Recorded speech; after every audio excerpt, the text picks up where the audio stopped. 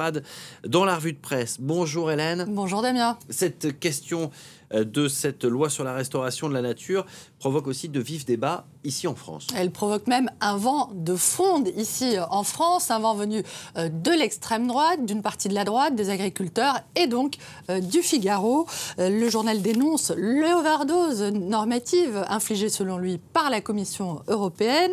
D'après le Figaro, les 27 doivent effectivement avancer dans la lutte contre le réchauffement climatique, mais en recherchant, je cite, le juste équilibre, autrement dit, sans confondre vitesse et précipitation. Et les partisans du projet de loi s'inquiètent, eux, de le voir enterrer. Tout ça. Libération évoque un texte décisif sur un vote décisif, sur un texte déjà à minima et dont le rejet serait désastreux pour les futures négociations sur l'environnement avec la Chine, avec les États-Unis, que la région la plus riche du globe ne parvienne pas à montrer l'exemple serait un bien mauvais signal envoyé au reste du monde.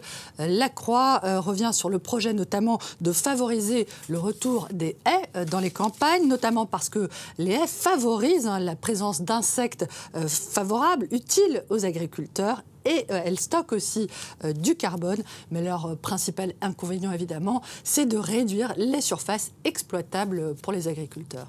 Des agriculteurs qui se retrouvent évidemment en première ligne dans la question de la lutte pour l'environnement, la lutte contre le changement climatique. Oui, cette position crée de plus en plus de conflits, comme en témoigne ce reportage du Figaro. Il a été réalisé en Loire-Atlantique, c'est dans l'ouest de la France, une région qui compte actuellement 137 méthaniseurs.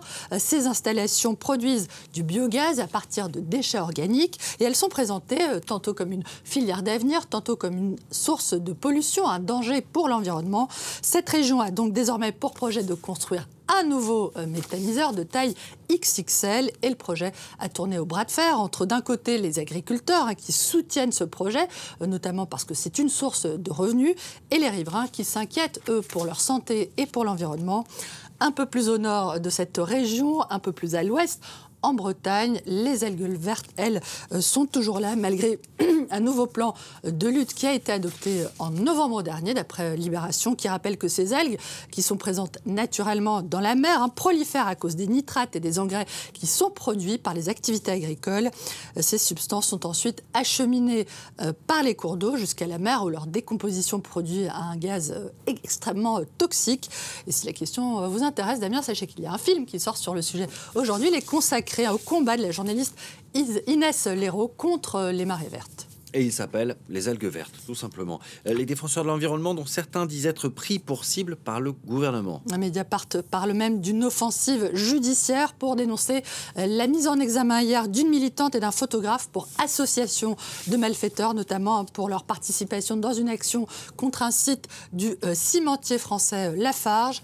The New York Times rapporte de son côté que des musées américains ont décidé de sévir et de porter plainte contre les activistes qui s'attaquent aux œuvres d'art, comme ces deux militants qui ont été mis en examen pour complot et dégradation aux États-Unis, donc deux chefs d'accusation qui sont passibles chacun de peines d'emprisonnement, 5 ans de prison et 250 000 $ d'amende.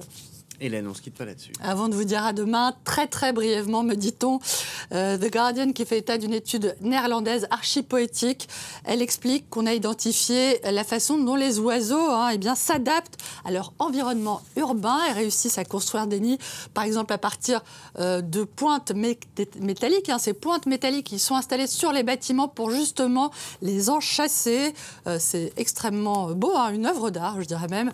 Et j'ai envie de dire, fait comme l'oiseau, ça ne manque de rien, un oiseau, et puis rien ne l'empêche de voler toujours plus haut. Hélène Frade et son Big Bazar. Merci beaucoup, Hélène, et merci à vous d'avoir choisi France 24. Prochain journal dans un quart d'heure.